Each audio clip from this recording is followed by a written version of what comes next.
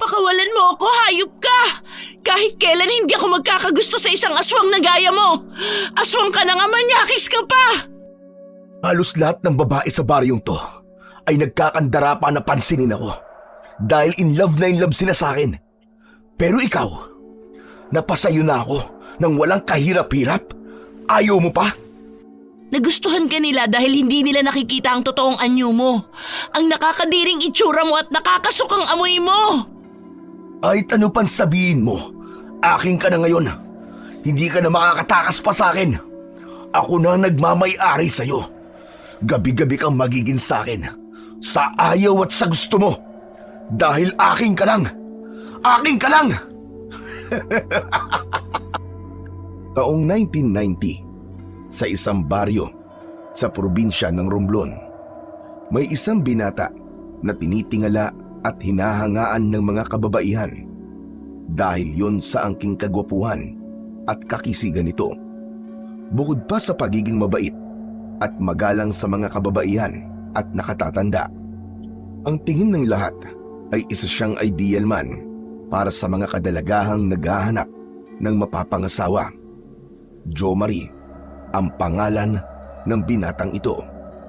Masipag din itong maghanap buhay. Inaabot pa nga minsan ng umaga sa laot upang makapangisda. Ito ang hanap buhay na kinamulatan niya dahil hindi naman siya nakapag-aral. Nabubuhay siya ng normal sa kabila ng pagiging ulila niya.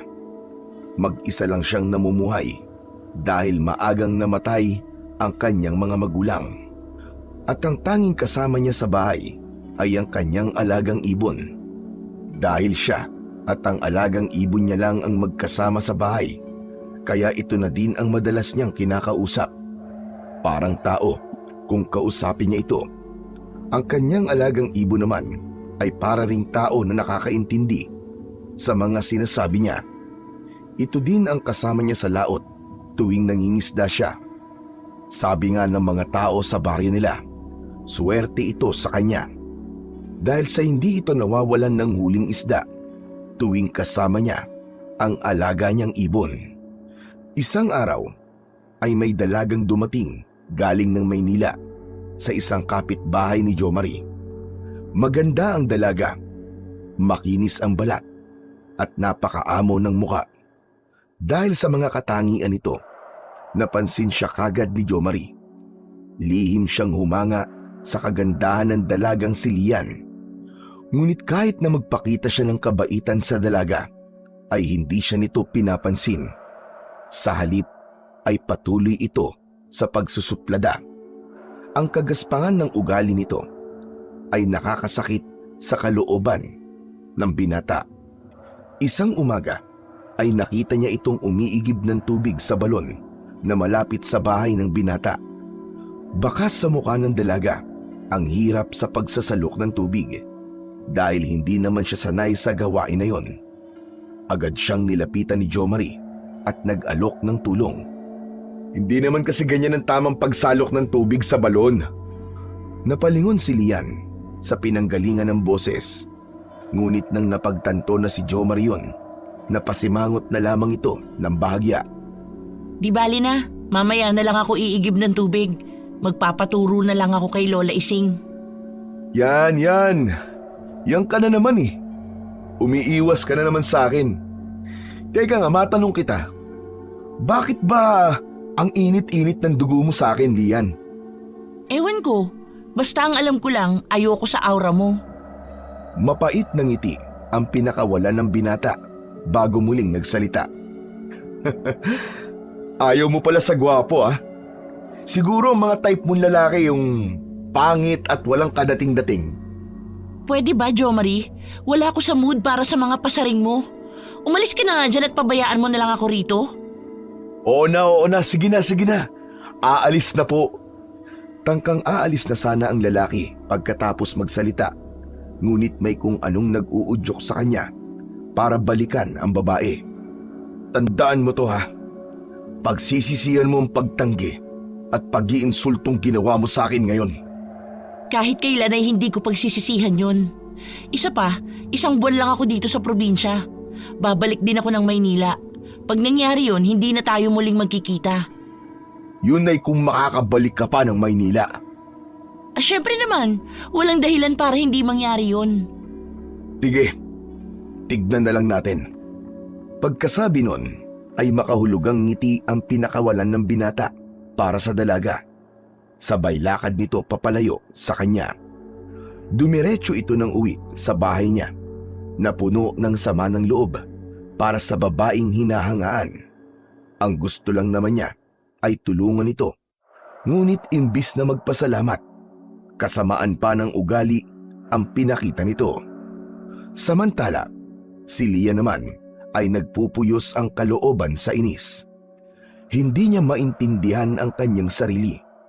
Naiinis siya sa lalaking ito kahit na wala naman talaga itong maling ginagawa sa kanya. Pakiramdam niya kasi ay hindi ito gagawa ng mabuti sa kapwa. Kaya kahit pa nga sabi ng lola ising niya na mabait ang lalaki, ayaw pa rin niya dito. Pagkatapos ng isang malalim na buntong hininga, ay nagpatuloy na siya sa pagsasalok ng tubig. Nang makauwi na sa kanilang bahay, ay ikinuwento niya sa kanyang lola ising ang nangyari. Apo, bawasan mo ang pagiging suplada mo kasi hindi yan maganda para sa isang babae, lalo na rito sa probinsya. Iisipin ng mga tao na matapobre ka pag ganyan ang ugaling ipinakita mo. Lola, sa kanya lang naman po ako nagsusuplada kasi nga po ayaw ko sa kanya. Kahit na apo, kahit ayaw mo sa isang tao, maging mabuti ka pa rin. Ang tawag doon apo ay pagrespeto. Kumukulo ang dugo ko po pag nakikita ko po ang Jo Marie na yon. Kasi lagi na lang siya ang naririnig kong pinag-uusapan ng mga kaedad kong kabataan dito sa baryo. Gwapong-gwapo na sila sa kanya. Lola, madaming ang mas gwapo sa kanya doon sa Maynila. Siyempre apo, nasasabi mo yan dahil marami ka nang nakitang mga may itsurang lalaki sa Maynila. Pero ang mga kababaihan dito sa lugar na ito ay wala pa sapagkat hindi pa naman sila nakakapunta ng Maynila. Kung sabagay po, tama po kayo Lola. Kaya nga wag mo silang ikumpara sa'yo. Pasensya na po Lola, hindi ko na po uulitin. Hayaan niyo po pag nakita ko si Jo Marie magsosorry po ako sa kanya. Yan, ganyan nga apo. Tama yan. Tandaan mo, dapat irespeto ang lahat ng tao. Yan ang susi para mabuhay ka ng payapa sa mundong ito. Opo Lola, tatandaan ko po yan. Kinagabihan, maagang nahiga si Lian. Napagod siya sa pag-iigib at paglilinis ng bahay, kaya gusto niya munang magpahinga. Ang kanyang lola ising naman ay nasa salas pa ng bahay nila. Tuwing gabi, pag hindi ito makatulog, ay nanggagansilyo pa ito para libangin ang kanyang sarili. Gusto ng mga magulang niya na kunin na lang sana si Lola Ising upang doon na tumira kasama nila. Pero ayaw niya. Mas gusto niya na dito na lang siya sa probinsya dahil tahimik at presko ang hangin. Kaya pag ganitong bakasyon sa paaralan o kung may pagkakataon, bumibisita sila sa probinsya nito. Nang mga oras na yon, ay nakaramdam ng pamimigat ng mga mata si Lian. Ngunit tila naalimpungatan siya sa mahinang yabag mula sa bubungan ng bahay. Sa tapat mismo ng kanyang silid, mahina lamang yon, ngunit parang may bigat ang bawat yabag. Nagmulat siya ng kanyang mga mata. Saka dahan-dahang bumangon. Nakapatay ang kanyang ilaw, kaya tanging sinag lamang ng liwanag ng buwan ang kanyang tanglaw na liwanag. Tumagos ang liwanag ng buwan sa dingding na sawali ng bahay. Mabilis ang tibok ng kanyang puso dahil patuloy pa rin ang kaluskos at tila mga yabag na yon sa bubong ng bahay. Lumakad siya ng dahan-dahan patungo sa gawing bahagi ng bintana. Sa kadahan-dahang binuksan ito, maliit na awang lang ng bintana ang kanyang ginawa. Sapat lamang upang masilip niya ang paligid sa labas ng bahay nila. Habang nagmamasid sa labas, ay ilang ibon na panggabi ang nakita niya. Nang makita na mga ibong panggabi lang ang lumilipad sa labas ng bahay, ay iniawang niya ng mas malaki ang bintana ng kanyang silid. Sapat lamang para makadungaw ang kalahating bahagi ng kanyang katawan. Habang nakadungaw sa bintana, ay dama niya ang lamig ng hangin na dumadampi sa kanyang pisngi. Napakapayapa ng gabi. Sana laging ganito. Pagsabi nun, ay tinangka niyang isara muli ang bintana. Ngunit isang napakalaking ibon ang lumabas bigla sa kawalan. Nasa harap niya na yun ngayon at pilit na inaabot ng naturang ibon ang katawan ng dalaga gamit ang matutulis nitong mga kuko. Dahil sa labis na takot at pagkabigla ay nagsisisigaw si Lian. Lola, tulong! Tulungan mo po ako! Tulong po! Samantalang ang lola niya ng mga pagkakataong yun ay abala sa paggaganchilyo at huminto ito sa ginagawa. Agad itong tumayo at patakbong nagtungo sa silid ng apo. Laking gulat niya nang makita ang malaking ibon sa bintana. Pilit na kinukuha ng malaking hayop ang kanyang apo. Mahabaging langit! Ay, ang apo ko! Lian! Lola, tulungan mo po ako! Gusto akong kunin ng malaking ibon! Ay, Diyos ko po! Saan galing ang hayop na yan? Hindi ko po alam, Lola. Bigla na lang siyang lumitaw at pilit akong kinukuha. Huwag mong pakialaman ang apo ko! Shoo! Shoo! Lola! Malakas po itong ibon! Ah! Malakas na pagaspas ang ginawa ng malaking ibon. Kaya naman, nakabitaw si Lian sa pagkakahawak nito sa pasimano ng bintana. Tuluyan siyang inilipad ng dambuhalang hayop sa labas ng kanilang bahay. Patakbong nagtungo naman ang matanda sa harap ng bintana upang habulin ng tanaw ang malaking ibong tumatangay sa kanyang apo. Nang hindi niya na ito makita, saka lamang naisipang humingi ng tulong ang matanda. Nagtatatakbo siya palabas ng bahay, subalit huli na para makakilos pa ang nais tumulong. Samantala, dahil na din sa lakas ng sigaw ni Lian, ay nagising na din ang mga kapitbahay nila, kabilang na ang kapitan ng kanilang baryo. Nasa labas ito ng kanilang bahay, inaalam kung anong nangyayari sa kanila. Dahil naman sa labis na takot at pagkabigla, ay hindi halos makapagsalita ang lola ni Lian. Halos magkabuhol-buhol sa pagsasalita ang matanda. Tulungan niyo ang apo ko. Kapitan, maawa po kayo. Teka, sandali lang. Ano bang nangyari sa iyo, Ising? Bakit nagsisisigaw kayo ni Lian? Kapitan, kinuha ang apo ko. Ano ka mo? Kinuha si Lian? Teka, sino kumuha sa kanya? Ibon. Isang malaking ibon. Tinangay niya si Lian. Ano bang sinasabi mo, Ising? Ayusin mo nga ang pagsasalita mo. Liwanagin mo nang maintindihan kita. Ang apo ko, Kapitan. Inilipad ng malaking ibon. Hindi ko alam kung saan niya dinala ang apo ko. Teka, paano mangyayaring kayang ilipad ng isang ibon ang isang tao? Totoo ang sinasabi ko, Kapitan. Tulungan niyo ang apo ko. Hanapin natin siya. Baka naman po hindi basta ibon yon, Kapitan. Baka po aswang na nagaan yung ibon lamang ang kumuha sa apo ni Aling Ising. Imposible talaga yun eh. Matagal nang walang gumagalang aswang sa baryong ito. Maaaring nagbalik na muli sila at pagala-gala na muli sa baryong ito. Abay, kung ganun, kailangan maging alerto na lahat mula ngayon. Sa laki at kakaibang anyo ng ibon na yon, maaaring aswang nga yun, Kapitan. Tulungan niyo kung mabawi ang apo ko sa kanya. Baka kung anong gawin ng aswang na yun sa apo ko. Andali lamang, Ising. Saan ba lumipad ang malaking ibon? Patungo po sa gitna ng dagat. Pagkarinig nun, ay natigilan bigla si Kapitan. Nakaramdam ng takot para sa dalagang si Lian. Bakit hindi kayo makapagsalita? May alam ba kayong pwedeng pagdalhan ng aswang sa gitna ng karagatan?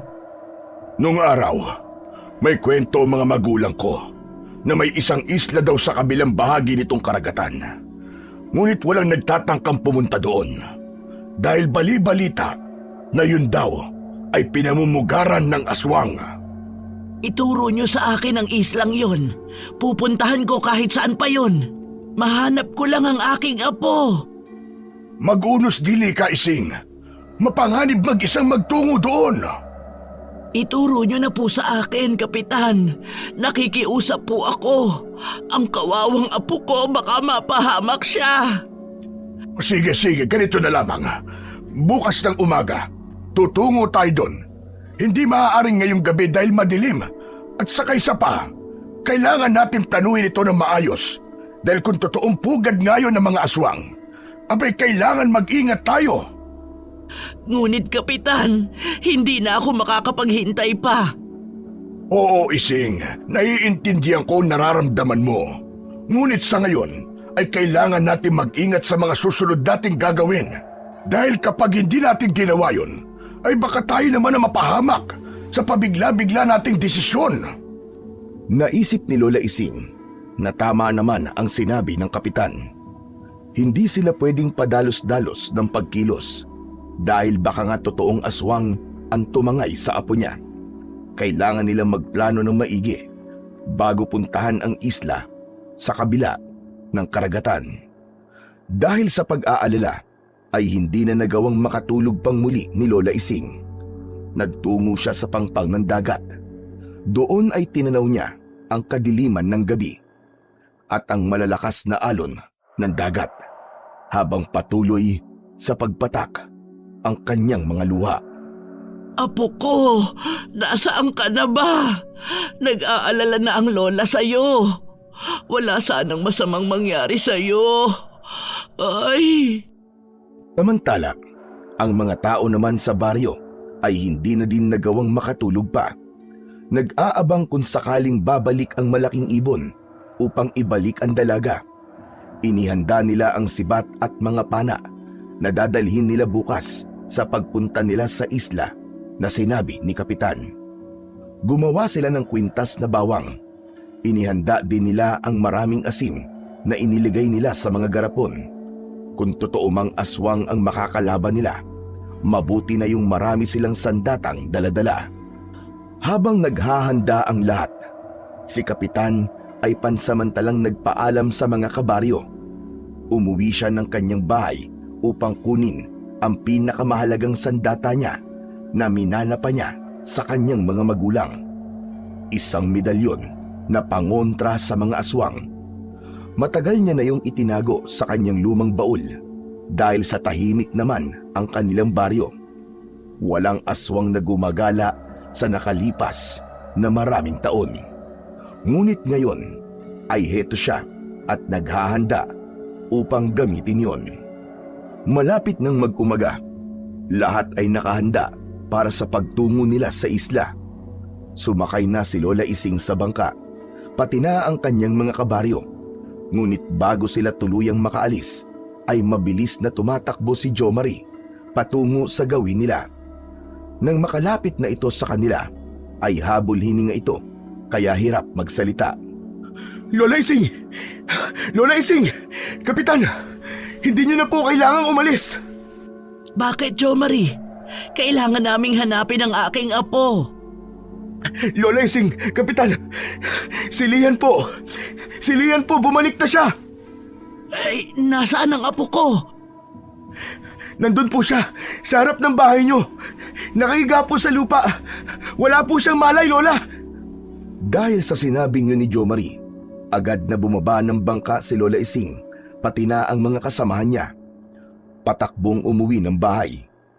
Sinundan naman siya ng mga kabaryo upang tignan ang kalagayan ng dalaga. Pagkakita ni Lola Ising sa apo, ay napasigaw ito sa labis na awa. Tulad ng sinabi ni Jomari, wala nga itong malay at nangihina ang buong katawan. Kahit anong alog niya dito, ay hindi man lang ito gumagalaw. Apo ko! Anong nangyari sa'yo? Gumising ka, Lian! Ngunit wala pa ding pagkitang kilos mula dito. Nananatiling nakahandusay sa lupa ang dalaga. kaya lumapit na din si Kapitan upang tignan ang kalagayan ni Lian. Idinikit ang hintuturo at gitnang daliri sa pulso ng dalaga. Napailing ito ng bahagya bago muling nagsalita. Hindi maaari ito. Mahina ang kanyang pulso. Kung ganun ay tulungan niyo po ako, Kapitan. Dalhin natin siya sa ospital. Malayo ang ospital, Ising. Malayo dito sa atin. Sa bayan pa yun. Kailangan ni Lian ng agarang lunas ngayon. Ano pong gagawin natin, Kapitan? Susubukan ko kung kaya siyang iligtas ng aking medalyon. Medalyon? Anong klaseng medalyon yan? Ang medalyon na ito ay pangontra sa aswang, kulam gayuma at mga tikbalang. Kung totoong aswang ang may gawa nito kay Lian, makatutulong ito para magamot natin siya. Kung ganun ay pumapayag na ako. Gamutin niyo ang apo ko, Kapitan. Binuhat ng isang kapitbahay nila si Lian upang maipasok sa loob ng bahay. Inihiga siya sa mahaba at malapad na upuang kawayan na nakapwesto sa salas ng bahay. Matapos na maiayos sa pagkakahiga ang dalaga, inilabas na ni Kapitan ang kanyang medalyon. Hinaplos-haplos niya muna yon gamit ang hintuturo bago nagsimulang umusal ng mga orasyon. Natutunan niya yon sa kanyang namayapang ama at ina. Bagamat matagal ng panahon na hindi niya yon nagagawa, malinaw pa din sa kanyang isipan ang dasal at orasyong itinuro sa kanya. Pagkatapos ng paulit-ulit na dasal at orasyon, nagliwanag ang medalyon. Saka ipinatong yun ni Kapitan sa dibdib ni Lian, sa bahaging nakatapat sa kanyang puso. Nung makitang marahang gumalaw ang mga daliri ng dalaga, ay itinuloy ni Kapitan ang pag-oorasyon at pagdarasal. Mas nilakasan niya pa yon upang mas lalo siyang marinig ng kanyang medalyon. Nang ganap nang natatakpan ng liwanag ng medalyon ang buong katawan ng dalaga, nagmulat ito ng mga mata at saka ito nagsalita. Lola Ising? Lola, tulungan mo ko. Pagkarinig ni Kapitan sa boses ng dalaga, kinuha niya muli ang kanyang medalyon. Hinawakan yon at muling umusal ng maikling orasyon at dasal. Pagkatapos noon ay umalis na siya sa tabi ng dalaga upang mas makalapit si Lola Ising sa kanya. Matapos na makalapit ang matanda sa apo, mahigpit na yakap ang ibinigay niya dito. Maya-maya pa ay nagbitaw na din ang dalawa sa pagkakayakap. Anong nangyari sa iyo, apo ko? Saan ka dinala ng malaking ibong kumuha sa iyo? Hindi ko po maalala, Lola. Paanong hindi mo maalala? Alalahanin mong mabuti, apo. May ginawa ba siya sa iyo? Aswang ba ang malaking ibon na yon? Wala po talaga akong maalala, Lola. Basta ang natatandaan ko lang po, pagkatapos akong ilipad ng malaking ibon, nung nasa kalagitnaan na po kami ng dagat, nawala na po ako ng malay dahil po sa takot. Tapos ngayon lang po ako nagising. Magdamag kang nawala, apo. Ganun po ako katagal nawala, Lola? Imposible po. Totoo ang sinasabi ko sa iyo, apo. Kaya labis ang pag-aalala ko sa iyo. Hindi ko po talaga maalala, Lola. Pero dahil nandito na po ako ulit, wala na po kayong dapat alalahanin. Dahil ligtas akong nakabalik. Kahit na nag-aalala ang matanda para sa apo, ay hinayaan na lang niya muna ito. Sa susunod na araw niya na lang ito tatanungin. Sa ngayon, ay hahayaan na muna niya itong makapagpahinga dahil mukhang pagod na pagod ito. Hindi na kita pipiliting alalahanin ang nangyari sa nagdaang gabi. Ang mahalaga ay ligtas ka na ngayon. Salamat po, Lola. Nung nasa gitna kami ng laot, habang nasa ere, akala ko po katapusan ko na. Magpasalamat ka kay Kapitan sa pagliligtas niya sa'yo. Nanghihina ka na kanina, ngunit dahil sa medalyon niya ay maayos ka na ngayon. Maraming salamat po, Kapitan. Walang anuman, Lian. Hindi lang ako ang dapat mong pasalamatan. May isa ka pang dapat pasalamatan, Iha. Sino po? Si Jomari. Si Jomari po? Oo, apo. Aalis na sana kami para hanapin ka nang matagpuan kanya sa labas ng bahay natin. Kaya maging mabuti ka sa kanya mula ngayon. Huwag ka nang maging suplada, ha? Opo, Lola. Nasaan po ba siya para makapagpasalamat ako sa kanya? Luminga ang matanda sa kalipunan ng mga kabaryo nila, ngunit hindi niya na ito makita. Naisip niyang marahil ay umuwi na ito sa bahay niya. Umuwi na yata siya, Apo. Hayaan niyo po, pag lumakas na ang katawan ko, pupuntahan ko na lang po siya sa bahay niya para personal na makapagpasalamat. Pagkatapos na makatiyak ni Kapitan na maayos na ang kalagayan ng dalaga, ay nagpaalam na ito sa maglola. Pati ang mga kababaryo nila ay isa-isa nang umuwi sa kani-kanilang mga bahay. Samantala, si Jomari ay umalis sa kalipunan ng mga kababaryo niya nang mag-uumpisang gamitin ni Kapitan ang medalyon niya, sapagkat hindi niya yon kayang tagalan dahil tila nakakabulag ang liwanag na yon para sa kanya. Umiinit ang kanyang buong katawan sa bawat usal ng dasal at orasyon ni Kapitan. Pagkarating niya sa kanyang bahay, ay nagpahid siya kagad ng langis na siya mismo ang nagluto at gumawa.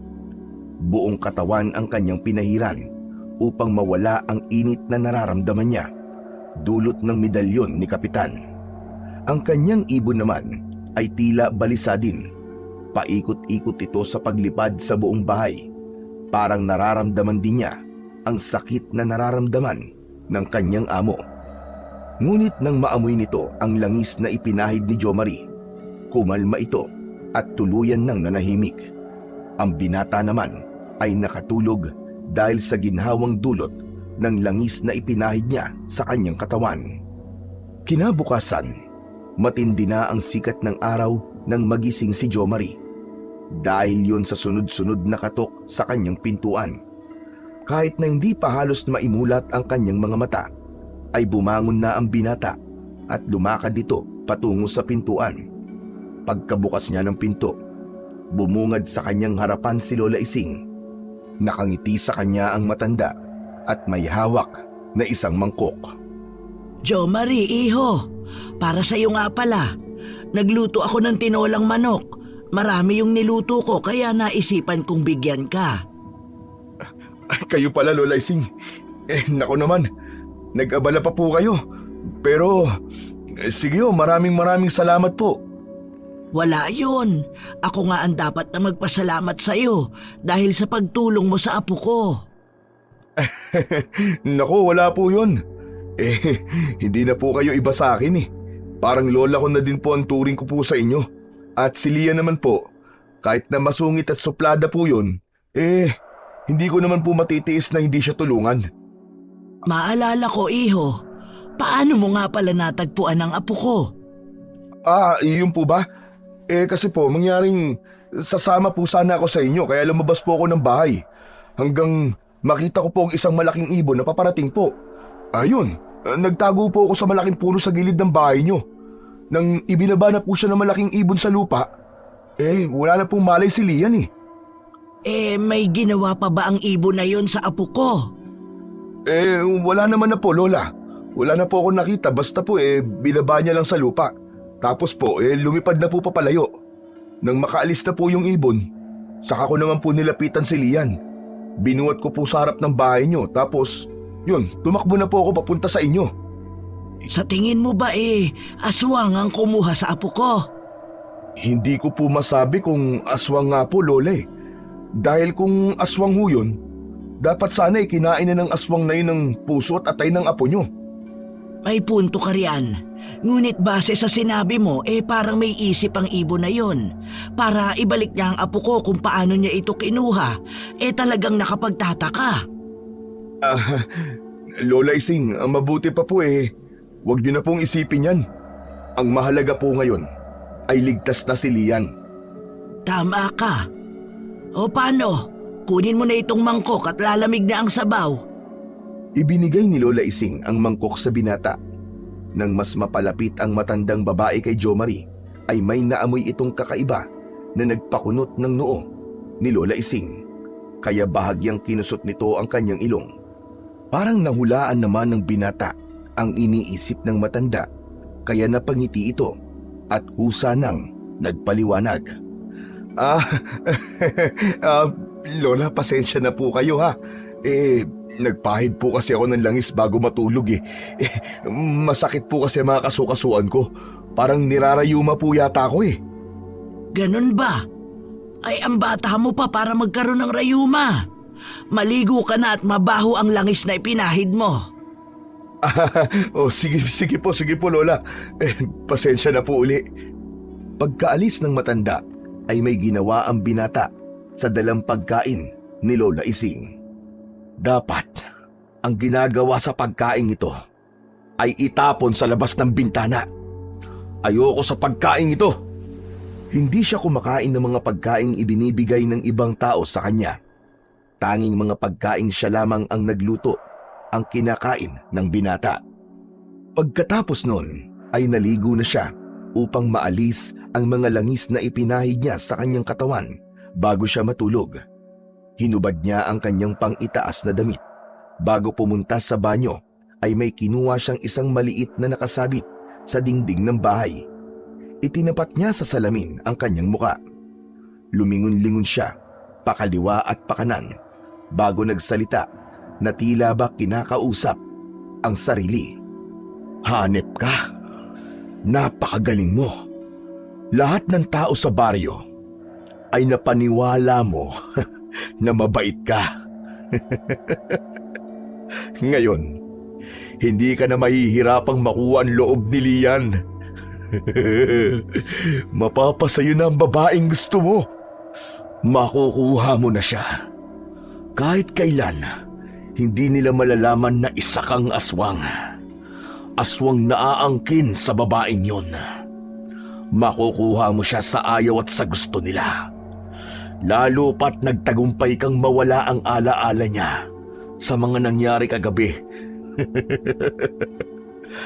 Kung naging mabait lang sana siya sa'yo, hindi sana aabot sa ganito eh.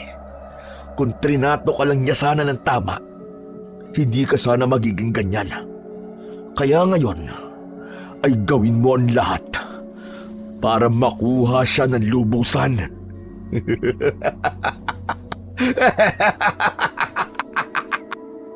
Parang isang baliw na tumatawa ang binata habang kausap ang sarili sa salamin. Pagkatapos ng malalakas na pagtawa na yon, ay ibinaba na niya ang salamin at nagpatuloy sa kanyang gagawin. Naligo siya at nagbihis ng maayos na damit. Wala siyang aaksayahing pagkakataon. Pupunta siya sa bahay ni Lian. Gusto niyang makatiyak na wala pa din itong naaalala. Bago umalis ng bahay ay may maliit na bote siyang kinuha sa kusina. Dala-dala ang boteng yon, saka nagtungo siya sa bahay ng dalaga. Pagdating niya sa bahay ng dalaga, kumatok siya sa pintuan ng bahay kahit na nakabukas naman na ito.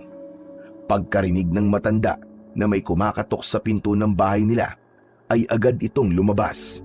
Nang makitang si Jomari ang nasa labas, mas ibinukas niya ang pinto upang makapasok ang binata. Oh, Jomari, ikaw pala. Napadalaw ka. Opo. Kukumustahin ko lang po sana si Lian eh.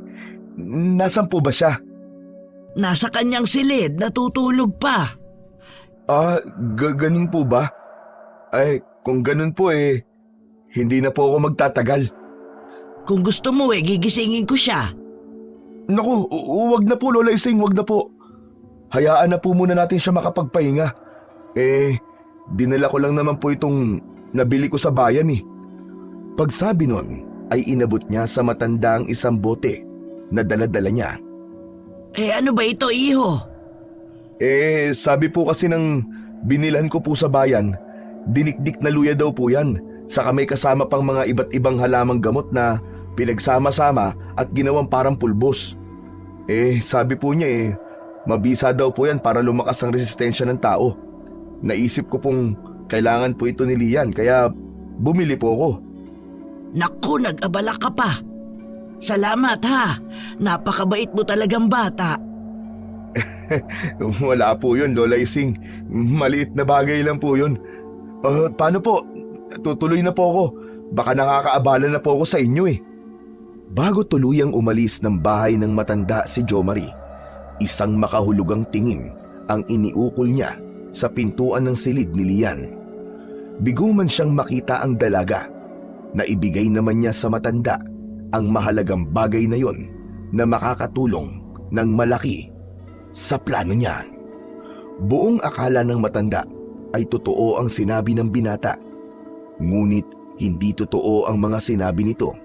Siya mismo ang nagluto at gumawa ng pulbos na yon para kay Lian. Kapag inihalo yun sa pagkain ng dalaga at naamoy niya ang pulbos na yon, ay mahihipnotismo siya. Lahat ng sasabihin niya ay gagawin ng dalaga para sa kanya. Walang kahirap-hirap niyang mapapasunod ito sa mga gusto niya. Pagka-uwi niya ng bahay ay abot tenga ang kanyang ngiti. Dahil sa gabing yon ay aangkinin niya ng muli si Lian at walang makakapigil sa kanya na kahit na sino. Samantala, pagkaalis ni Jomari sa bahay ni Lola Ising, nagising na si Lian. Bumangon ito sa higaan at diretsyong pumunta sa kusina. Uhaw na uhaw ang pakiramdam niya. Pagkatapos uminom ng tubig, ay nagtungo ito sa salas ng bahay kung saan naroon ang kanyang lola. Tulad ng dati, naggagansilyo ito upang magpalipas ng oras. Naupo siya sa gilid nito, paharap sa pintuan ng bahay. Tanaw niya mula sa loob ng bahay ang pampang ng dagat. Napatitig siya dito sandali. Pilit na inaalala ang nangyari sa kanya nang nagdaang gabi na kinuha siya ng malaking ibon. Hindi naman yun nakatakas sa mapanuring mga mata ng kanyang lola. Apo, ayos ka lang ba? Pagkarinig sa boses ng lola niya, ay tila nagbalik ito sa kanyang sarili. Sabay lingon sa gawin nito.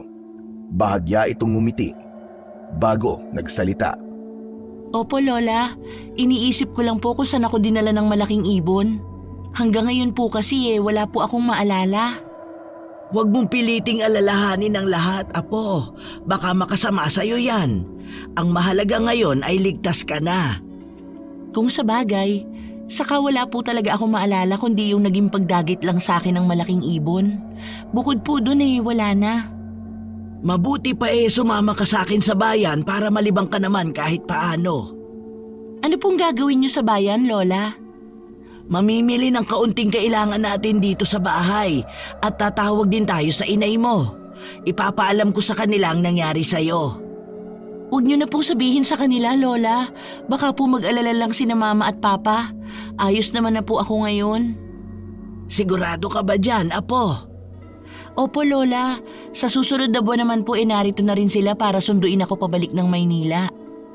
O sige, ikaw ang bahala. Mabuti pa kumain na muna tayo bago umalis. Hindi na po ako sasama, Lola. Gusto ko po magpahinga lang dito sa bahay. Sige, pero kumain ka rin muna ha. Sabayan mo ko, tutal tanghali na rin naman. Halos sabay na tumayo ang maglola patungo sa kanilang kusina. Magkatulong nilang inihanda ang kanilang pananghalian. Ang matanda ay nagsandok ng kanin at ulam. Samantalang si Lian naman ay kumuha ng mga pinggan at kutsara. Pagkatapos na maihandaan lahat ay naupo ang dalawa at nag-umpisa ng kumain. Habang kumakain ay panakanakang nagkwekwentuhan ang dalawa. Dahil doon ay nakampante na ang matanda para sa kalagayan ng kanyang apo. Nang makatapos ng kumain ay nagtungo si Lian sa salas. Nilibang muli ang sarili sa mga tanawing nakikita sa labas ng bahay nila. Maya-maya pa ay sumunod na din ang kanyang Lola Ising. Dala ang isang tasa. Iniabot niya ang tasang yon kay Lian. Ano po ito, Lola? Luyang dinurog, Apo. Saka iba pang mga halamang gamot. Para saan po ito? Para lumakas ang resistensya mo at bumalik na muli ang lakas mo. Huwag na lang po. Apo, kailangang uminom ka niyan. Baka kabuti yan sa'yo. Baka hindi ko po magustuhan kung magiging mainam naman sa'yo, sige na, tikman mo at baka magustuhan mo. Nagpasalamat si Lian sa inuming ibinigay ng lola niya. Sinubukang inumin at kahit paano ay naibigan niya ang lasa. kaya inutay-utay na niyang inumin ang ibinigay ng matanda sa kanya. Hindi na siya nag-usisa pa dahil tiwala naman siya sa kanyang lola na ang mga ibinibigay nito sa kanya ay talagang makatutulong sa kalusugan niya. Ngunit wala silang kamalay-malay na yun ay isang patibong ni Jo Marie na magdudulot ng pagkapahamak sa apo. Ang bango po nito, Lola, para pong salabat. Oo, Apo, dahil nga gawa yan sa luya na sinamahan ng piling halamang gamot. Kaya sige na, ubusin mo na yan bago ako umalis. Sinaid ni Lian ang inuming yun na ibinigay ng kanyang lola Ising hanggang sa kahuli-hulihang patak nito. Ubus na po, Lola. Bahagyang ngiti lang ang itinugon ng matanda sa dalaga. Pagkatapos nun ay nagpaalam na siya rito. Bago dumilim, Apo, ay narito na ako. Magluto ka ng hapunan natin, ha? Opo, Lola, ako na pong bahala doon. Mag-iingat po kayo. Pagkatapos ng maikling pag-uusap na yon, ay tuluyan nang umalis ang matanda. Dala ang isang bayong. Si Lian naman ay nakaramdam ng pamimigat ng kanyang mga mata, kaya naisip niyang matulog na muna. Tutal, wala rin naman siyang gagawin sa bahay. Bago siya magtungo sa kanyang silid, ay isinarado na muna niya ang pintuan upang matiyak na walang ibang taong makakapasok sa bahay nila. Lingid sa kaalaman ng maglola, ay kanina pa pala nakabantay si Jo Marie sa kanila, nakikinig sa kanilang usapan. Hindi nila siya napapansin na nandun lang pala sa paligid, sapagkat nag-anyong ibon ito na nakatungtong sa isa sa mga puno sa gilid ng bahay ng matanda. Sa ganung paraan, makakalapit siya sa mga ito na hindi nila namamalayan. Nakaramdam siya ng kasiyahan nang sa wakas ay umalis na ang matanda. At ngayon ay mag-isa na lamang si Lian sa bahay nila. Wala nang makakapigil pa sa kanyang plano. Mamayang gabi pa sana niya isasagawa ang kanyang balak, ngunit umayon na kagad sa kanya ang pagkakataon. Kaya ngayon niya na yon isa sa katuparan. Aangkinin niya ang babaeng ito at hindi na siya makakapaghintay pa.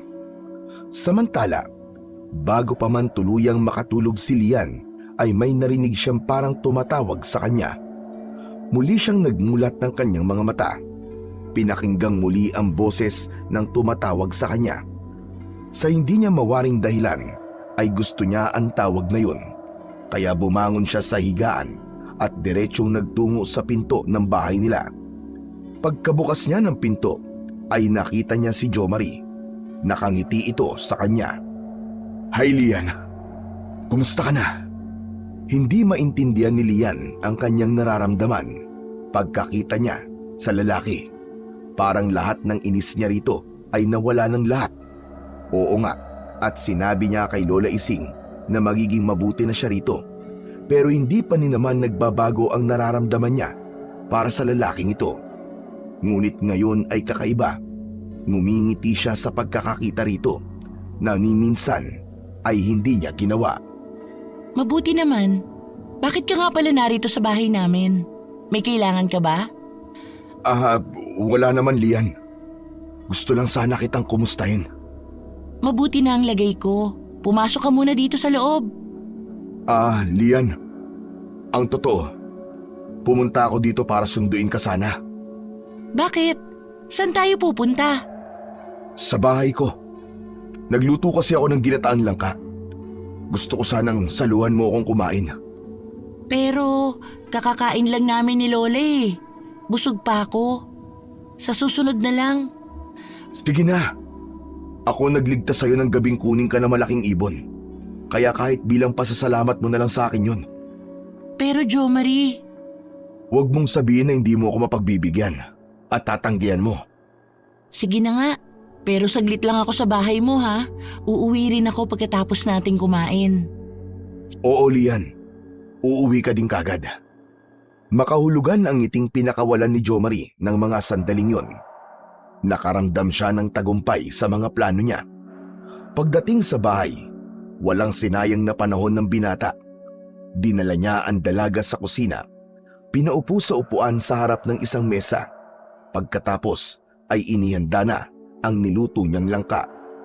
Habang kumakain si Lian, ay may kung anong pulbos na isinaboy ang lalaki sa harap ng dalaga. Matapos siyang maamoy ng dalaga, ay tila natigilan ito. Natulala na lamang. Itinigil ang pagsubo ng pagkain. Nakatingin na lang sa kawalan. Napangiti naman ang lalaki dahil mula sa oras na yon ay mapapasunod na niya ang dalaga sa lahat ng gusto niya. Halika, Lian. Doon tayo sa kwarto ko. May ipapakita ko sa'yo. Pagkarinig ng dalaga sa boses ng lalaki, ay tumingin ito sa kanya. Walang pagtatanong na sumunod na lang sa kagustuhan ito. Doon sa silid na yon, ay malayang nagawa ng binata ang lahat ng gusto niyang gawin sa dalaga. Inaangkin niya ito ng walang kahirap-hirap dahil sumusunod lang ito sa lahat ng sasabihin niya. Pagkatapos niyang makuha ang gusto niya, ay inutusan niya itong umuwi na sa bahay nila. Sumunod naman ang dalaga sa sinabi ng lalaki sa kanya. Nang makarating na si Lian sa bahay nila, ay dumiretso siya sa kanyang silid. Nahiga siya sa kanyang kama at tuluyang nakatulog. Samantalang ang binatang si Jomari naman ay nakasunod sa kanya na nasa anyo ng isang ibon. Tumuntong siya sa bintana, pagkatapos ay lumipad papasok sa loob ng silid. Nang makapasok na siya sa loob ng silid ng dalaga, nagpalit anyo na siya bilang isang tao. Nang mga oras na yon, ay mahimbing na natutulog ang dalaga. Hinuha ang kamay at hinimas ng isang palad niya ang pisngi ni Lian.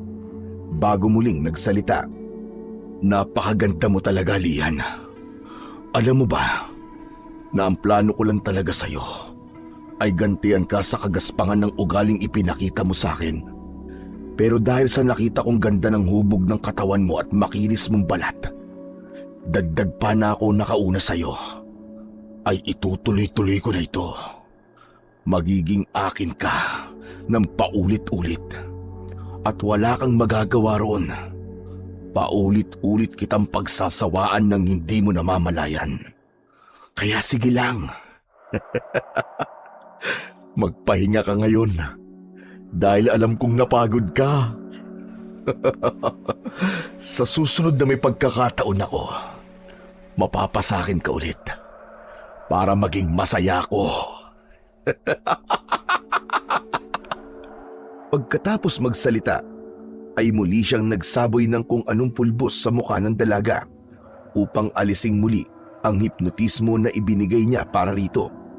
Kailangan niyang gawin yon upang hindi rin makahalata ang lola nito. Nahihimbing na sa pagtulog ang dalaga, kaya wala itong kamalay-malay sa paligid. Kahit ang mga sinabi ng binata ay hindi na din niya yon narinig. Samantala, pagkatapos ng huling pagsulyap ni Jomari sa natutulog na si Lian, ay nagpalit na muli ito ng anyo bilang isang ibon. Pagkatapos ay muling dumaan sa bintanang nakabukas upang makalabas sa silid ng dalaga. Nagising si Lian, napapadilim na ang paligid. Pagkamulat ng kanyang mata, ay naisip niya agad ang kanyang lola Ising. Naisip niya na paparating na ito galing bayan, kaya kailangan niya ng magluto ng hapunan. Dahan-dahan siyang bumangon sa kanyang kama, ngunit sa hindi niya mawaring dahilan, masakit ang kanyang buong katawan. Dahil dito ay nahirapan siya sa pagtayo mula sa higaan. Naupo muna siya sandali at binalikan ang kanyang ginawa bago siya natulog kanina. Ngunit hindi mawari kung panaginip lang ba ang pagpunta ni Jomari sa bahay nila o totoo yun. Naguguluhan siya, kaya napahawak na lamang siya sa kanyang ulo. Siguro panaginip lang yun. Imposibleng basta na lang ako sasama sa kanya. Saka nandito ako sa loob ng silid. Tama, panaginip lang ang lahat. Pilit niyang kinumbinsi ang kanyang sarili na panaginip lang talaga yon at nagpa siyang tumayo na upang makapagluto na ng kanilang hapunan. Ngunit sa hindi mawaring dahilan ay masakit din ang kanyang mga hita na para bang may kakaibang nangyari sa kanya. Ano ba talagang nangyari sa akin? Bakit pati mga hita ko ay nananakit? Bagamat hirap sa paglalakad ang dalaga, ay pinilit niya ang sariling tumayo na. Naunang pumunta sa salas ng bahay upang buksan ang pinto. Gusto niyang makapasok ang sariwang hangin mula sa labas ng bahay. Pagkatapos ay nagtungo na siya sa kusina at nag-umpisa ng magluto ng hapunan. Maya-maya pa ay naramdaman niya ang pagdating ng kanyang Lola Ising. Diretso itong pumasok sa loob ng bahay, patungo sa kusina kung saan siya naroon. Lola, ginabi na po kayo. Ang tagal mapuno ng bangkang maghahatid dito sa atin. Kaya heto, ginabi na ako. Ganun po ba? Hayaan niyo po, sa susunod sasamahan ko na po kayo para hindi na po kayo mahirapan. Pero ayos lang ako, Apo. Kaya ko pa naman. Ikaw na ang mag-ayos ng mga pinamili ko at magpapalit lang ako ng damit. Sige po. Akmang kukunin na sana ng dalaga ang mga pinamili ng lola niya nang muling nagsalita ang matanda. Apo, ikuha mo nga pala muna ako ng tubig. Nauhaw ako kakalakad sa bayan. Ngiti lang ang itinugon ng dalaga sa kanyang lola. Pagkatapos ay lumakad na ito patungo sa lagayan ng tubig na inumin. Hindi nito halos maiakbang ang paa sa paglalakad dahil sa iniindang sakit ng katawan at hita. Hindi yun nakaligtas sa mata ng kanyang lola. Anong nangyari sa'yo? Bakit ganyan ka maglakad? Paika-ika ka. Kanina naman bago ako umalis maayos ka. Masakit po ang mga hita ko, Lola. Hindi ko nga po maintindihan Pagkasabi nun, ay nilapitan ng matanda ang apo. Itinapat ng pabaliktad ang palad sa noo nito. Aba, may sinat ka, Apo. Mamaya uminom ka ng gamot pagkatapos natin kumain para hindi na lumalayan. Baka matuloy pa yan sa lagnat. Sige po, Lola. Pagkatapos nun, ay nagtungo na ang matanda sa kanyang silid para magpalit ng damit. Samantalang si Lia naman ay patuloy sa pag-aayos ng pinamili ng kanyang lola. Pagkatapos nito ay nag-umpisa na siyang maghain. Nang maihanda na ang lahat, sa kanya tinawag ang kanyang Lola Ising. Nang makailang tawag na siya sa matanda, ay lumabas na ito. Nagtungo na sa kusina kung saan naroon ang apo.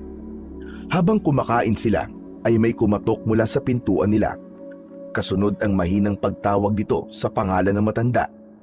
Nagkatinginan ang dalawa nang mahinuha kung kaninong boses ang tumatawag. Aba, si Kapitan yun na. Oo nga po, Lola. Ano po kayang sadya niya sa atin? Mabuti pa labasin mo muna at tanungin mo kung anong sadya niya dito sa atin.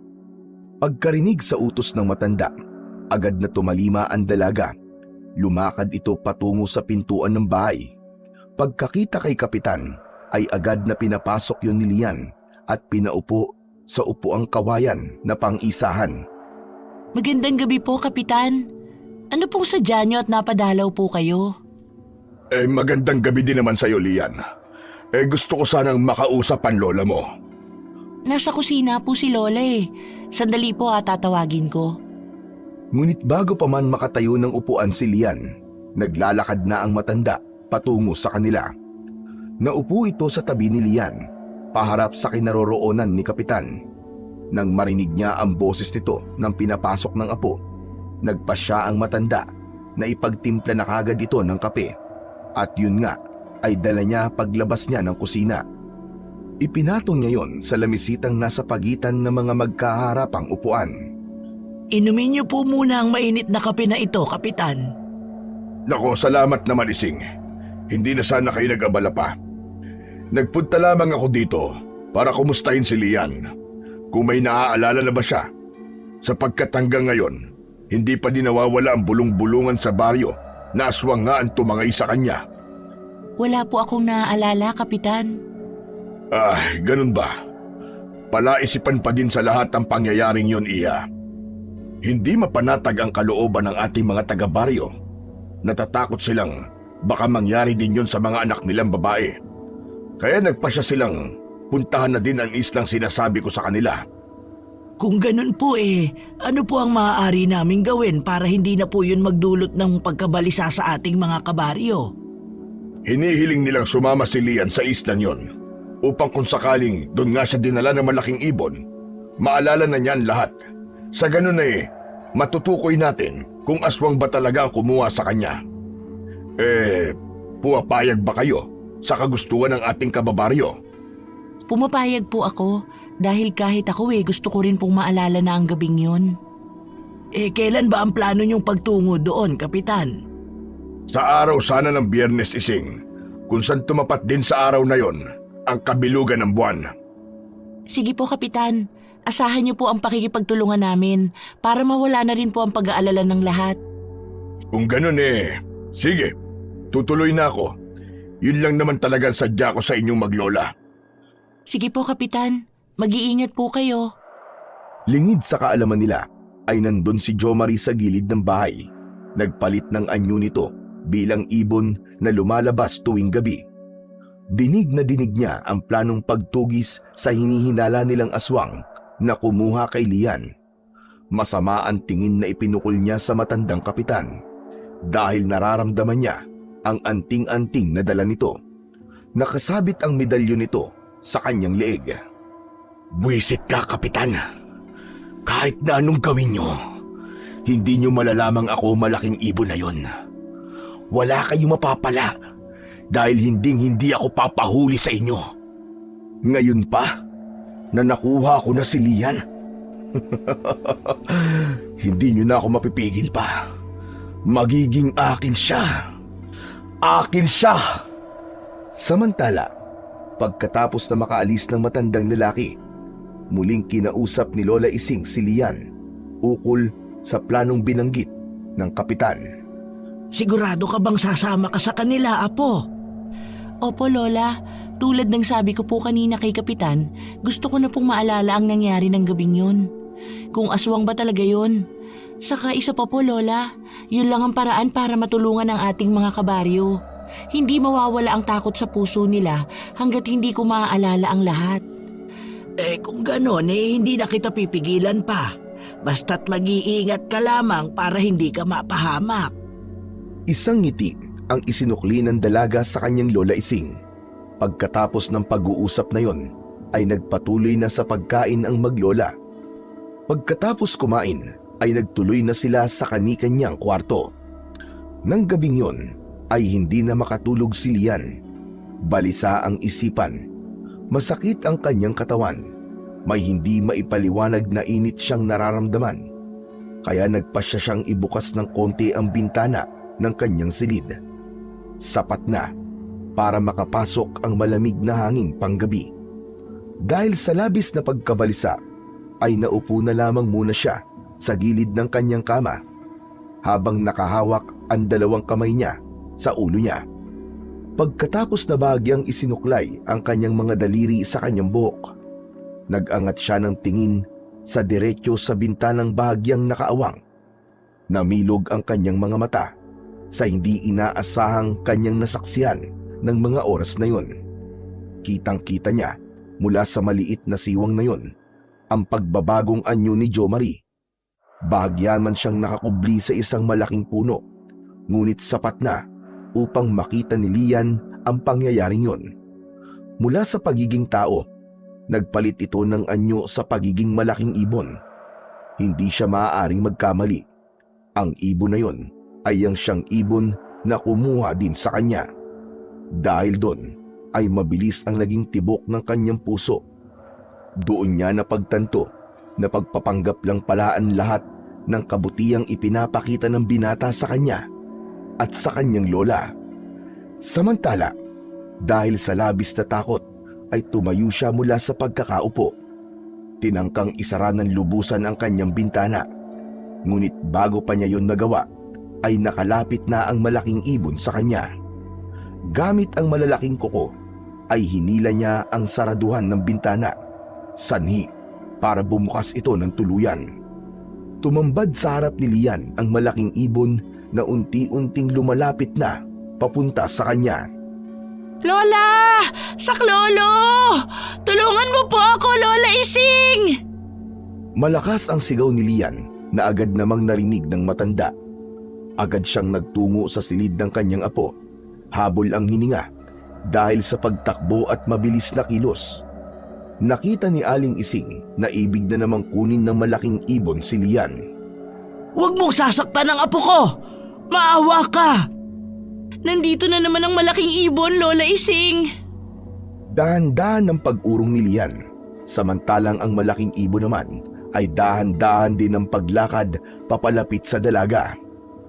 Kilala ko na kung sino ka pero hindi ko sasabihin sa ating mga kabaryo. Basta't wag mo lang ako sasaktan. Maawa ka sa akin. Ngunit tila parang walang naririnig ang malaking ibon. Patuloy ito sa paghakbang papalapit sa kanya. Gamit ang dalawang mahahabang kuko nito, ay biglang sinunggaban ng dambuhalang hayop ang dalaga. Dinagit nito si Lian at inilipad sa himpapawid. Pagkagulat na may halong takot ang naramdaman naman ni Lola Ising. Wala siyang nagawa dahil natulala siya sa ginawa ng dambuhalang ibon sa kanyang apo.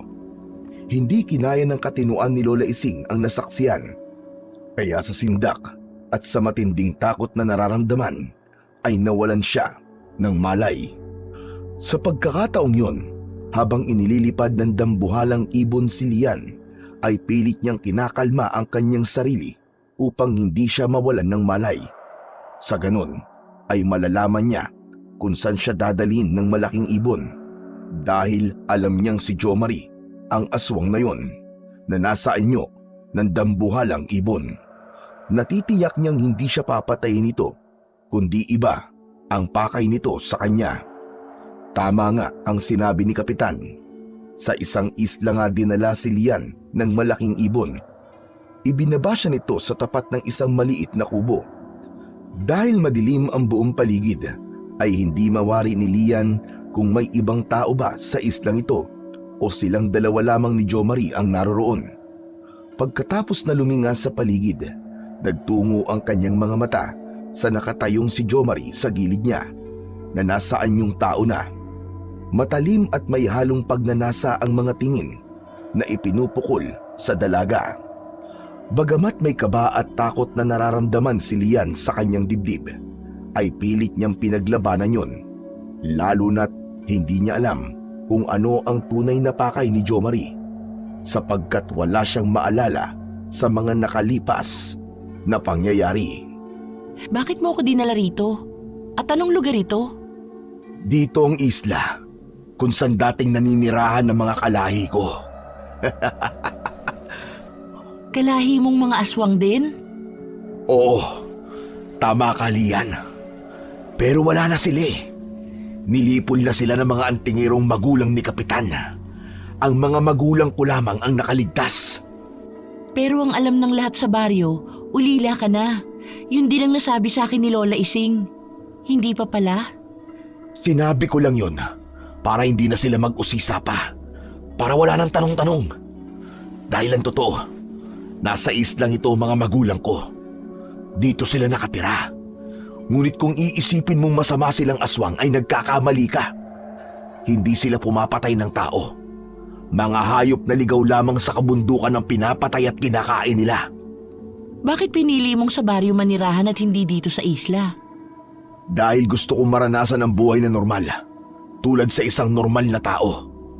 Nararamdaman kong may mabuti kang puso, kaya nakikiusap ako sa'yo. Ibalik mo ako sa lola ko. Nagmamakaawa ako sa'yo. Hindi maaari, Lian. Mananatili ka na dito kasama ko habang buhay. Dahil hindi na kita ibabalik sa lola mo. Nakikiusap ako sa'yo. Paano na lang ang lola ko? Matanda na siya. Kailangan niya ako. Kasabay ng pakikipag-usap na yon ni Lian ay ang pagluhod niya sa harap ng binata upang pakawalan siya nito.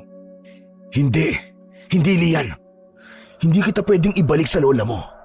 Lalo na ngayong marami nang nakakaalam sa pamilya namin. Kaya hindi na kita maaaring pakawalan pa.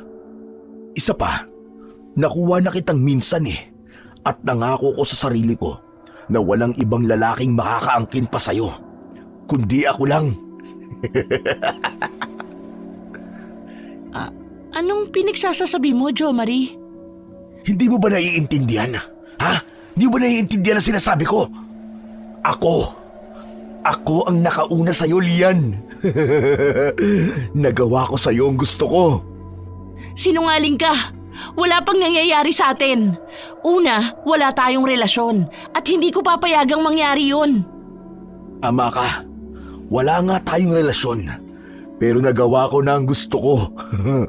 Ang angkining ka, ang magpasasa sa katawan mo. Hindi yan totoo. Wala yung katotohanan. At kailan nangyari yun? Makahulugang ngiti ang pinakawalan ni Jo Marie, sabay hagod ng kanyang mga daliri sa pisngi ng dalaga. Hindi mo ba talaga maalala nangyari sa atin, ha? Dun yon sa bahay ko. At ikaw mismo ang pumunta sa akin.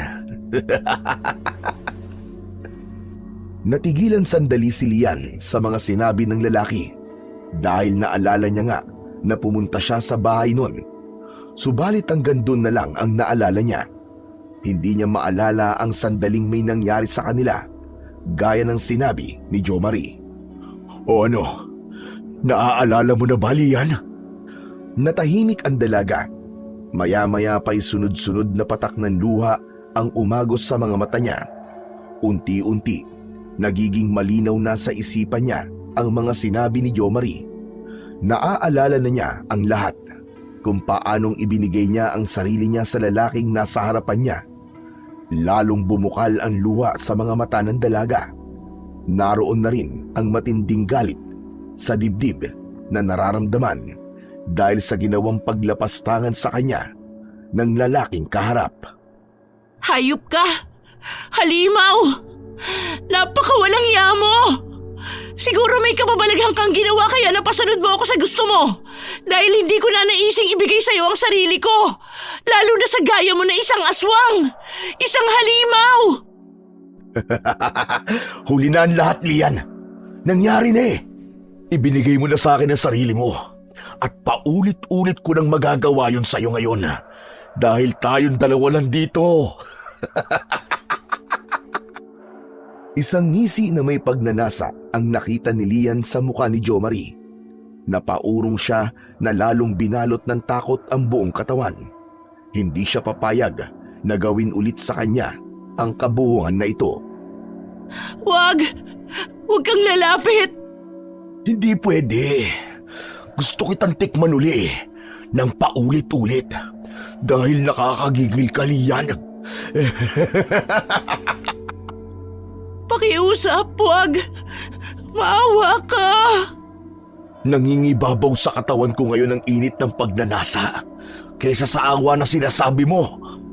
Dahan-dahang lumapit si Jo Marie kay Lian habang patuloy sa pag-agos ang luha sa mga mata ng dalaga hanggang sa biglang nahawakan ng binata si Lian. Nagpipipiglas ito na ibig kumawala sa pagkakahawak ni Jo Marie. Ngunit kahit na anong piglas ng dalaga ay wala siyang nagawa. Napakalakas nito para sa isang babaeng katulad niya. Nawalan ng saysay ang kanyang pagpupumiglas at panlalaban dahil nanghina lamang siya. Kaya hinayaan na lamang niya ito upang hindi na siya lalo pang masaktan. Binuhat ng binata si Lian papasok sa loob ng kubo. Idiniretso sa loob ng isang maliit na silid at inihiga sa papag na naroroon. Tanging pagluwa na lamang ang kayang gawin ng dalaga ng mga sandaling yon dahil wala ring saysay ang kanyang pagmamakaawa. Kasabay ng masaganang pag-agos ng luwa sa mga mata niya, ang pagpapaubaya niya. Hinayaan niyang gawin ng lalaki ang nais nitong gawin sa kanya. Ibinigay niya ang kanyang sarili kahit na labag sa kanyang kalooban. Ramdam na ramdam ni Lian ang kahayupang ginagawa ni Jo Marie sa katawan niya. Parang dinudurog ang dibdib niya sa matinding sama ng loob habang nilalapastangan nito ang kanyang pagkababae. Nang matapos na si Jo Marie sa kanyang kabuhungan, bumangon ito at dumiretso sa labas ng bahay. Napawi na ang init at pagnanasa niya, subalit hindi niya maipaliwanag ang kanyang nararamdaman ng pagkakataong yun. Tila may kirot sa dibdib niya.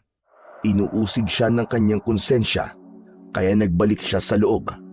Naabutan niya si Lian na nakaupo sa gilid ng papag. Puno ng luha ang mga mata. Hayop ka! Pinatunayan mo lamang na hindi ka isang tao, kundi isang halimaw. Isang demonyo! Lian, patawarin mo ko. Ang totoo niyan gustong gusto lang kasi kita. At mahal na kita. Sinungaling kang hayop ka! Totoong sinasabi ko. Mahal kita, Lian. Hindi ko rin maintindihan ang sarili ko. Ito ba ang pagmamahal para sa'yo?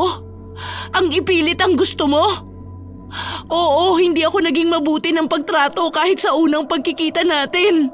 Pero hindi ito dahilan para gawin mo sa akin ang kahayupang ito. O sige. Kung gusto mo, bumalik na tayo sa baryo tapos magpakasal tayo. Pananagutan ko nangyari sa atin. Mahirap bang intindihin na hindi nga kita gusto? Lalong hindi kita magugustuhan dahil sa mga ginawa mo sa akin ngayon. Bakit ba ayaw mo sa akin? Ang mga dalaga sa baryo gusto nila ako. Nagkakandara pa sila sa akin. Pero bakit ikaw ay hindi? Siguro dahil umpisa pa lang naramdaman ko na ang kademonyohan ng dugo mo. Hindi ko pa man alam na aswang ka. Ayoko na ang aura mo. At ngayon pinatunayan mo lamang ang lahat ng masasamang kutob ko sa'yo. Masama kang tao. Hindi ka nga pala tao kundi isang halimaw na nagpapanggap na mabuti sa harap ng maraming tao. Pero ito ang tatandaan mo. Hindi ko man alam kung paano ako makakaalis sa islang ito. Pero tandaan mo, gagantihan kita sa kahayupang ginawa mo. Dahil sa mga sinabing yun ni Lian, nagpuyos ang kalooban ni Jo Marie. Hindi niya matanggap na hindi kayang tanggapin ng dalaga ang pag-ibig na alok niya. Talagang napakatigas ng puso mo. Hindi ko na alam kung anong dapat kong gawin sa'yo. Dahil hindi ko pinangarap kahit kailan na magkaroon ng asawang halimaw na gaya mo. Nagpalit ang anyo ng binata sa isang nakakatakot na nilalang. Humaba ang mga kuko. Namumula ang nanlilisik nitong mga mata. Tumutulo ang malagkit na laway nito sa kanyang bibig. Naging kulay itim ang balat na parang may mga maliliit na bukol.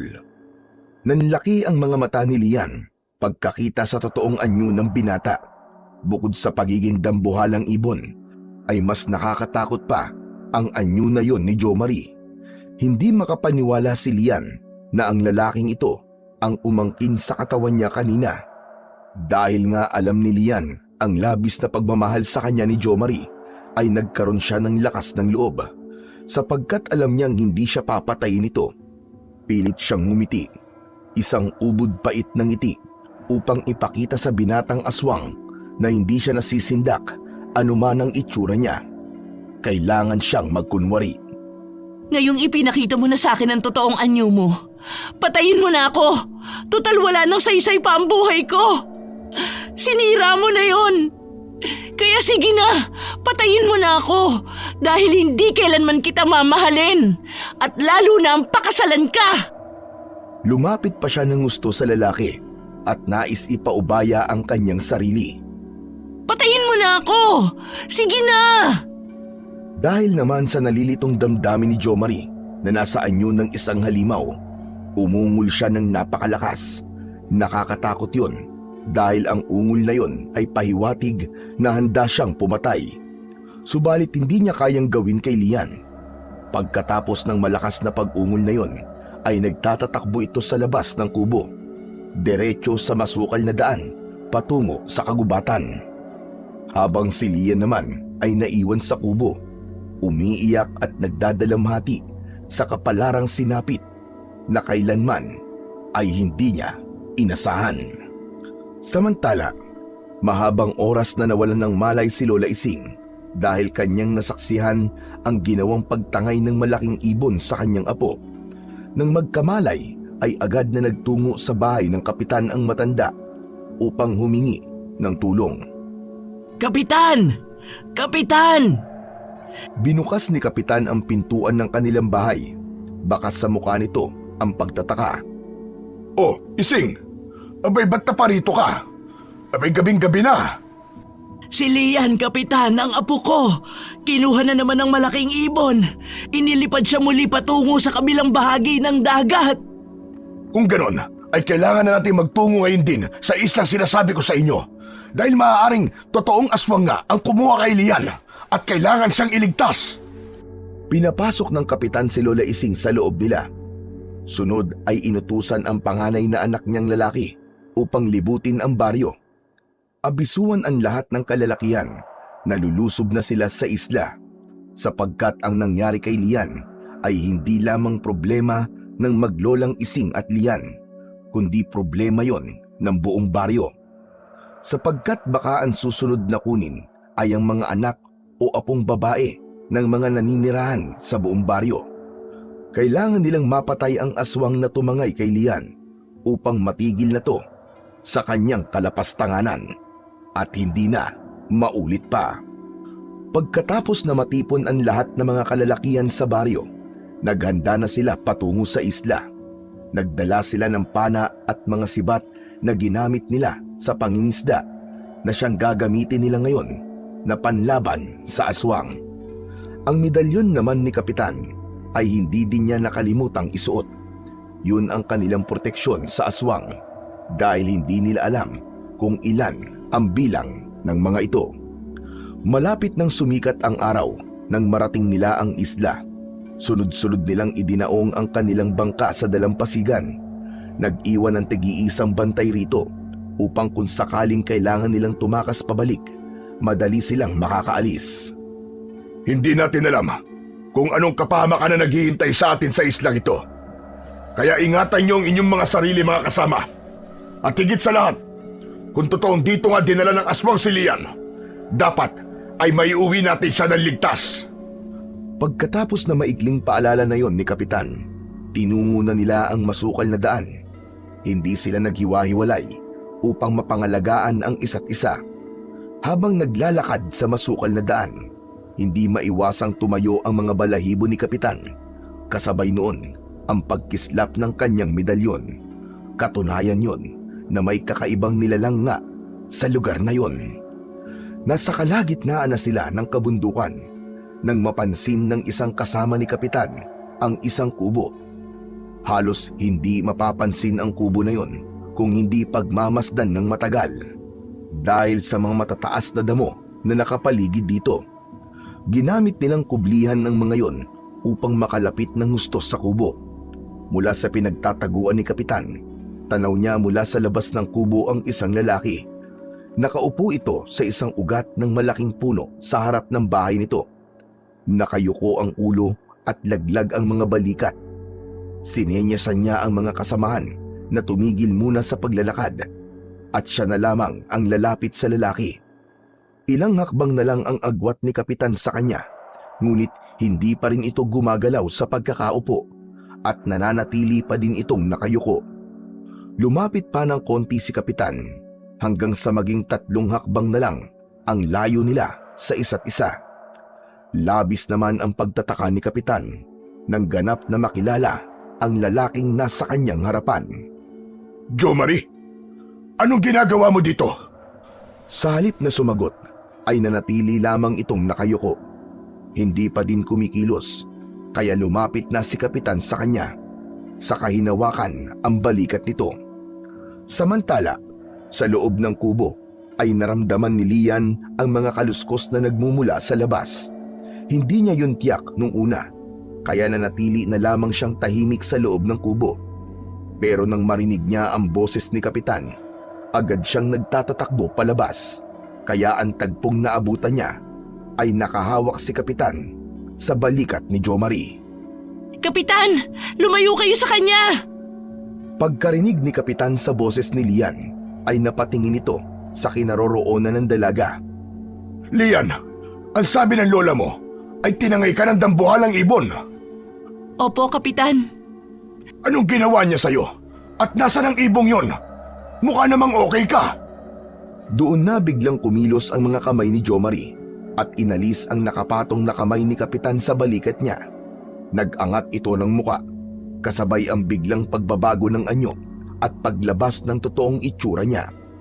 Hindi yun inaasahan ni Kapitan, kaya labis ang kanyang pagkagulat.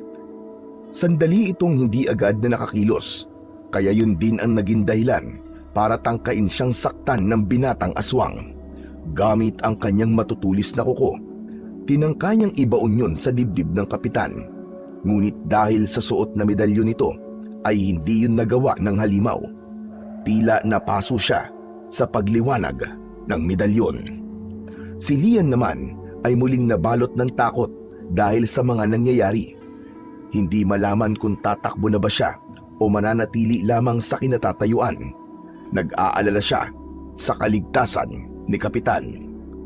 Dahil sa tagpong yun, lumabas na mula sa kani-kanilang pinagtataguan ang mga kasamahan ng Kapitan na antingero. Mabilis naman ang naging pagkilos ng binatang aswang. Agad itong lumapit sa dalaga. Sinunggaban niya ito at pagkatapos ay iniharang ni Jomari sa katawan niya si Lian.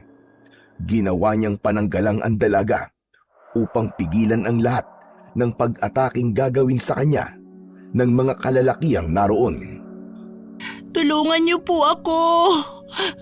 Tulong po! Nagpipipiglas si Lian mula sa pagkakahawak ng binatang aswang sa kanya. Ngunit kahit na anong piglas ang gawin niya, hindi siya makawala dito. Samantala, dahil sa alam ni Jomari na wala siyang laban sa dami ng taong tumutugi sa kanya, nagpalit anyo muli siya bilang isang malaking ibon. Inilipad niya muli si Lian sa pinakamataas na puno sa kagubatan. Pagkatapos ay ibinaba siya sa isa sa mga sanga ng puno. Dahil sa taas nun, hindi maimulat ng dalaga ang kanyang mga mata. Magkahalong takot, kaba at galit ang nararamdaman niya para sa lalaking halimaw na tumangay sa kanya. Nakikiusap ako sa'yo. Pakawalan mo na ako. Kung talagang mahal mo ko, papabayaan mo na ako, Jomari. Hindi, Lian. Hindi. Hindi ko gagawin yon. Para mo nang awa. Pakawalan mo na ako. At pagkatapos ay mapupunta ka lang sa iba. Hindi maaari. Mabuti pang walang makinabang sa'yo kaysa mapunta ka sa iba. Kaya papatayin mo na lang ako? Ganun ba? Naisip mo ba ang pamilya ko pag nangyari yun? Masasaktan sila kapag ginawa mo yun. Kaya pabayaan mo na ako. At pangako, pipilitin kong kalimutan lahat ng ginawa mo sa akin. Pakawalan mo lang ako.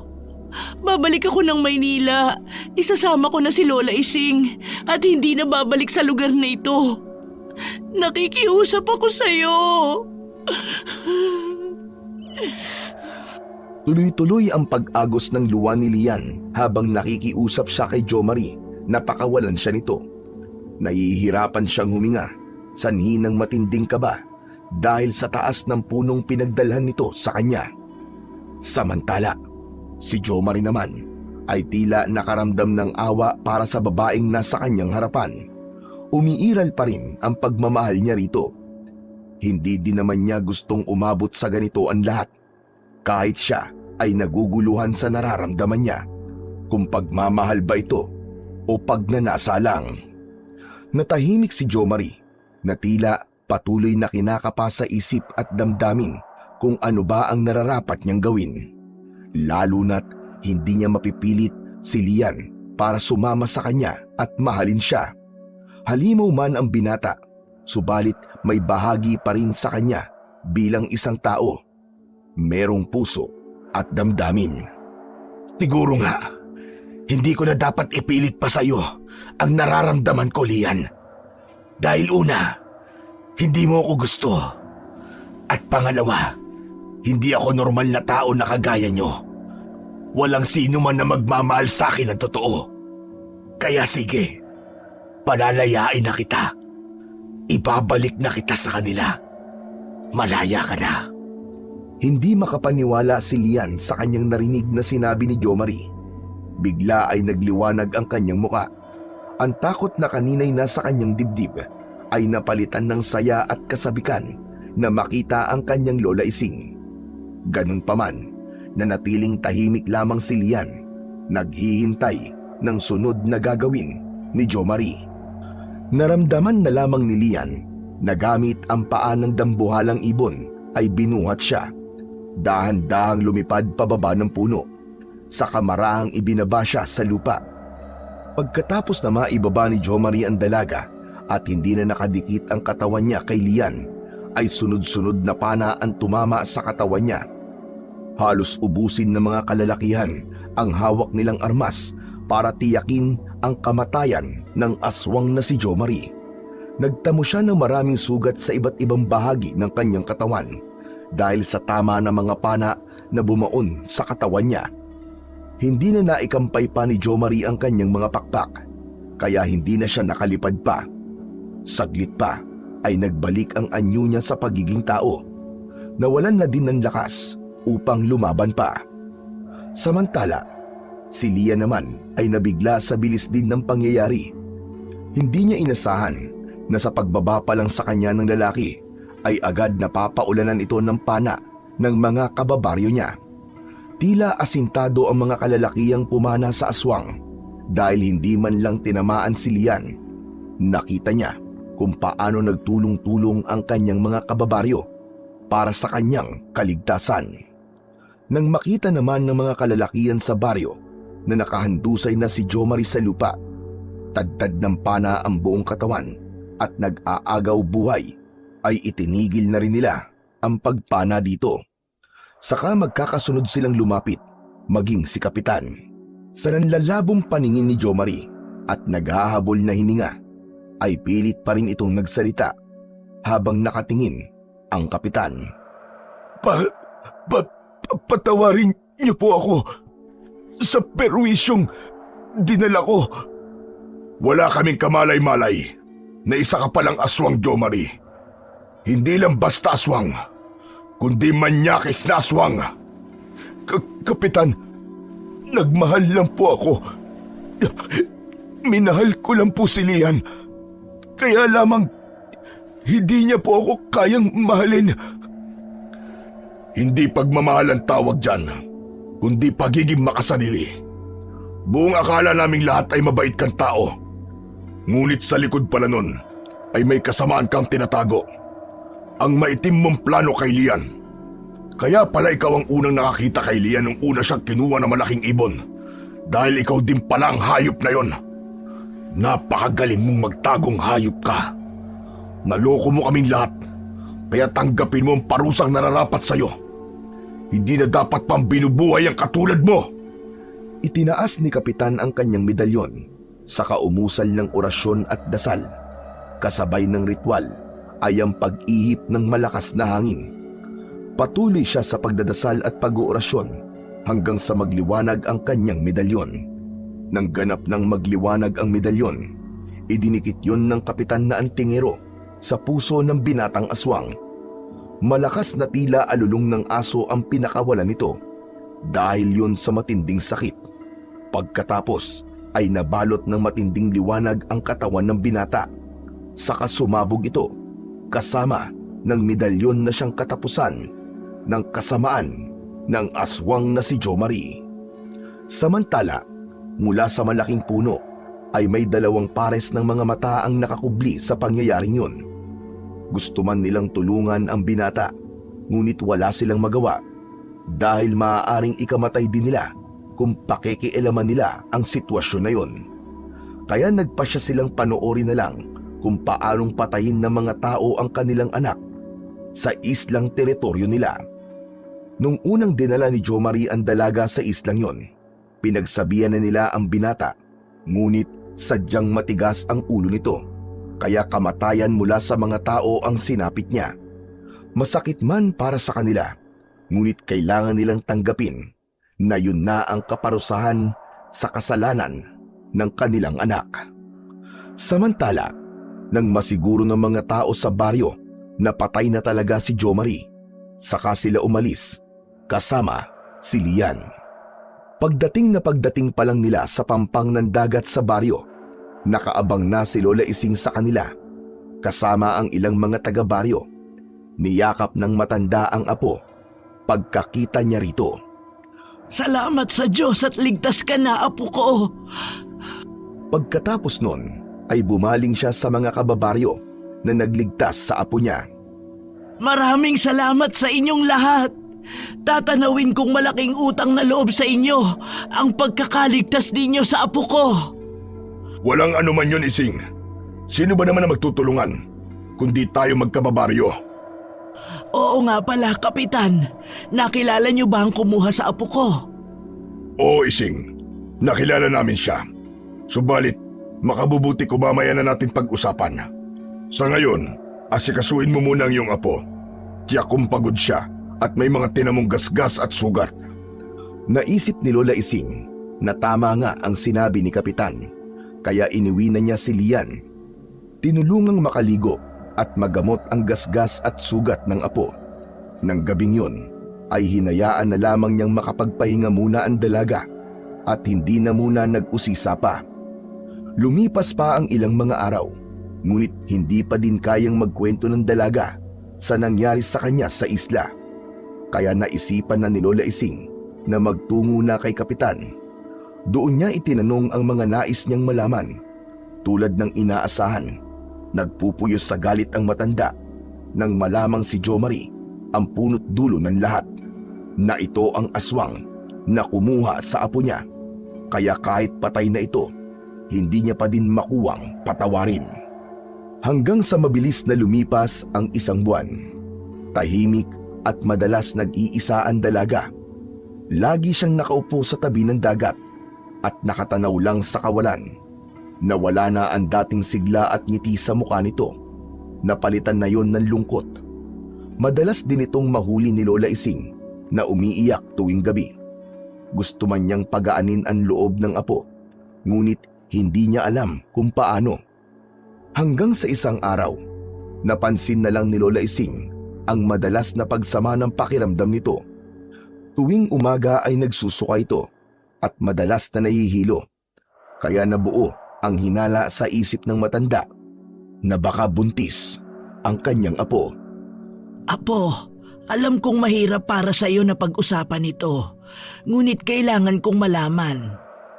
Bahagyang lumingon si Lian sa kanyang lola na nakaupo sa kawayang upuan. Lumapit si Lola Ising sa apo. Hinawakan ang mga kamay nito. Dahil ang nais niya, magkwento si Lian. Maaaring makatulong yon upang mas mapagaan ang bigat na nararamdaman dahil sa mga nangyari. Subalit mag-uumpisa pa lang na magsalita si Lian, ay tumutulo na ang luha sa kanyang mga mata. Apo, sabihin mo ang gusto mong sabihin. Lola, paano po kung buntis ako? Kung ganun may ginawa sa'yo ang hayop na yon. Maraang tango ang isinagot ni Lian sa kanya. Kasunod ang pag-agos ng luha sa mga mata nito. Maging ang kanyang Lola Ising ay hindi din mapigilan ang pagluha. Ginahasa niyo po ako, Lola. At wala po akong nagawa. Talagang napakahayop niya. Ano pong gagawin ko kung talagang buntis po ako, Lola? Pupunta tayo sa center. Ipapacheck up kita para makasiguro tayo. Pagkatapos na maikling pag-uusap na yon, ay naggayak ang maglola patungo sa health center. Doon nga ay kinumpirma ng midwife na buntis nga siya. Halos gumuho ang mundo ng dalaga pagkarinig sa balitang yon. Marami pa siyang pangarap sa buhay. Marami pa siyang nais marating. Pero paano na siya ngayon? Paano niya ito ipapaliwanag sa magulang niya? Paano siya babalik sa Maynila sa ganung kalagayan niya? Ito ang maraming tanong na hindi malaman ni Lian kung paano sasagutin. Dahil sa gulo ng kanyang isip, ay nagtatatakbo ito palabas ng health center, patungo sa tabing dagat na malapit lang sa center na pinuntahan nila. Gusto niya nang mamatay, kaya lumusong siya sa tubig dagat. Dahil may katandaan na ang kanyang Lola Ising, hindi ito agad nakasunod sa kanya. Nasa malalim na bahagi na siya ng dagat nang mapahinto siya. Ang isip na binabalot ng dilim kanina ay biglang nagliwanag. Nanaig pa din ang takot niya sa Panginoon. Hindi niya itinuloy ang balak. Sa halip ay umahon siya sa tubig. Umuwi ng bahay at inayos ang kanyang sarili. Nakasunod lang sa kanya ang kanyang lola Ising na nagpasalamat sa pagbabago ng isip ng apo. Nang makatapos na siya magbihis ng damit, saka pumasok sa kanyang silid ang kanyang lola Ising. Kailangan siya ng apo upang makapagdesisyon ito ng tama sa pinakamadilim na bahagi ng buhay niya. Apo, alam kong hindi madali ang pinagdadaanan mo ngayon. Pero lagi mong tandaan na narito lang ako sa tabi mo. Hindi kita pababayaan hanggat nabubuhay ako.